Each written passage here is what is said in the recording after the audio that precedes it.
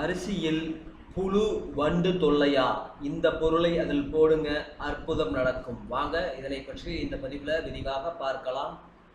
ரசாயனங்கள் இல்லாமல் சமையலறை பொருட்களை மட்டுமே பயன்படுத்தி அரிசி வண்டு மற்றும் புழுக்களை நிரந்தரமாக விரட்டும் எளிய மற்றும் பாதுகாப்பான வழிகளை இங்கே தெரிந்து கொள்ளுங்கள். நமது வீடுகளில் எப்போதுமே அதிக அளவில் வாங்கி சேமித்து வைக்கும் ஒரு முக்கிய பொருள் அரிசி. ஆனால் சில மாதங்கள் கழித்து பார்த்தால் அதில் பலவிதமான சிறு பூச்சிகள் வந்துவிடும். இதற்காக கடைகளில் விற்கும் ஆபத்தான ரசாயன மருந்துகளை நாம் தேடிப் போக வேண்டிய அவசியம் இல்லை. சமையலறையில் இருக்கும் சில எளிய பொருட்களை வைத்தே இதனை மிகச் சுலபமாக தடுத்துவிடலாம்.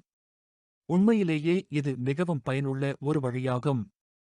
பொதுவாக ஈரப்பதம் மற்றும் காற்றோட்டம் இல்லாத பாத்திரங்களில் சேமிக்கும் போதுதான் இந்த பிரச்சனை அதிகம் வருகிறது.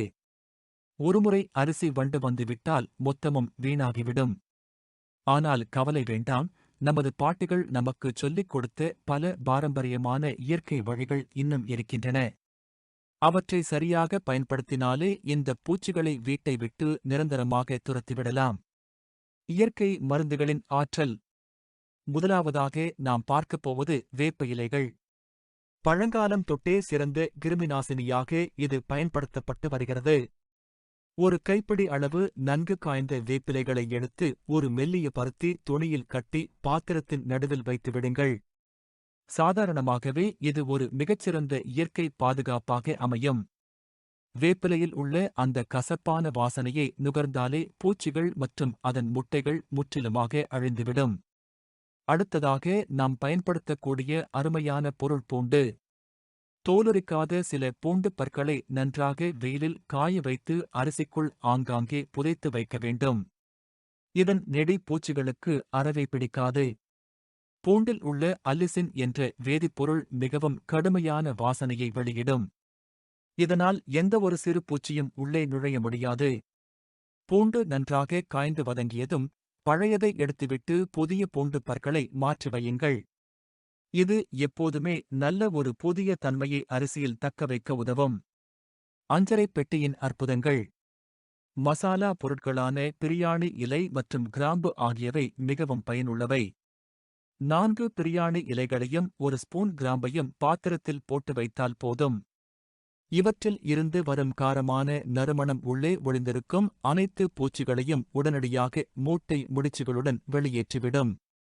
அதேபோல நமது அஞ்சரைப் பெட்டியில் இருக்கும் காய்ந்த மிளகாய் ஒரு அற்புதமான தீர்வாகும். சுமார் 6 முதல் 8 காய்ந்த மிளகாய்களை போட்டு வையுங்கள். இதில் உள்ள கேப்சைசின் என்ற காரமான மூலப்பொருள் எப்பேற்பட்ட பூச்சியையும் உடனடியாக வெளியே ஓடச் செய்துவிடும். வீட்டில் இருக்கும் பொருட்களை வைத்தே இந்த மேஜிக்கை நாம் செய்துவிடலாம். மற்றொரு மிகச் சிறந்த வாசனைப் பொருள் இலவங்கப்பட்டை.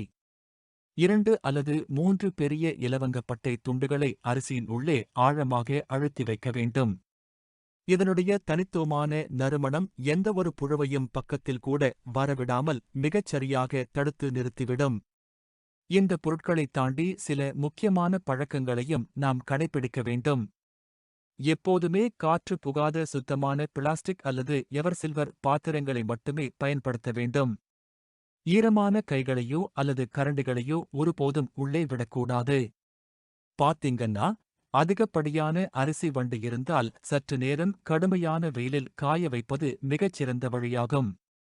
இந்த சுலபமான குறிப்புகளை கண்டிப்பாக உங்கள் வீட்டில் முயற்சி செய்து பாருங்கள்.